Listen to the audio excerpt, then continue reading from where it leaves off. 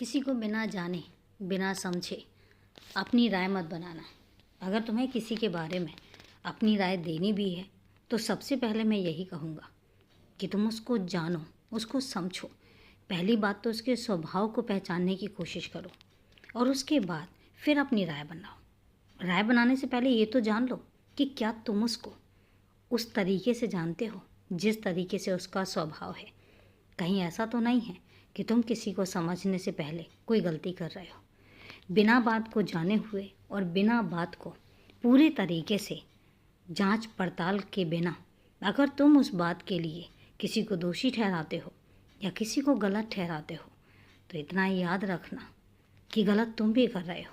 तुम सही कैसे कर सकते हो? नहीं कर रहे हो ना, तो फिर तुम किसी और को गलत भी कैसे कह सकते हो?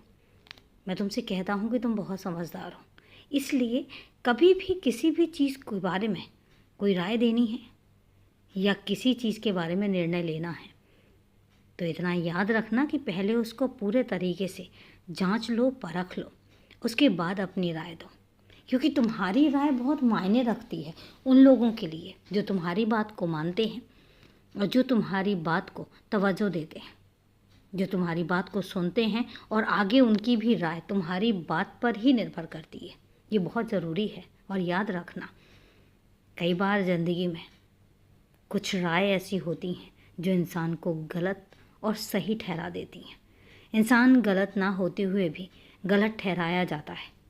और कई बार ऐसा होता है कि कोई इंसान बहुत गलत होता है, बहुत गलतियां करता है और जिसकी मंशा सही नहीं होती, जिसकी नीयत सही नहीं होती।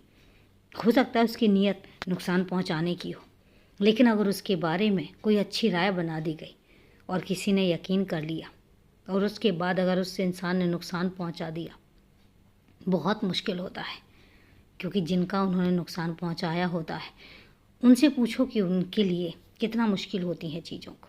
इसलिए जो ये राय होती है बहुत महत्वपूर्ण होती है। और तभी मैं तुमसे कहता हूँ कि तुम मेरे बहुत समझदार बच्चे हो। कभी भी किसी के बारे में कोई राय देनी है तो पहले उसको जांच लो, पहचान लो, पड़ताल लो और उसके बाद फिर तुम ये निर्णय लो कि क्या वो इंसान, क्या उसका वो कर्म सही है या गलत है। और इसके बाद तुम जो भी निर्णय लोगे वो निर्णय सर्वमान्य भी होगा और सब स्वीकार भी करेंगे। कम से कम किसी को ग्लानि नहीं होगी और सबसे बड़ी बात, तुम्हें ग्लानि नहीं होगी कि तुमने कोई गलत निर्णय लिया, तुमने कुछ गलत राय दे दी।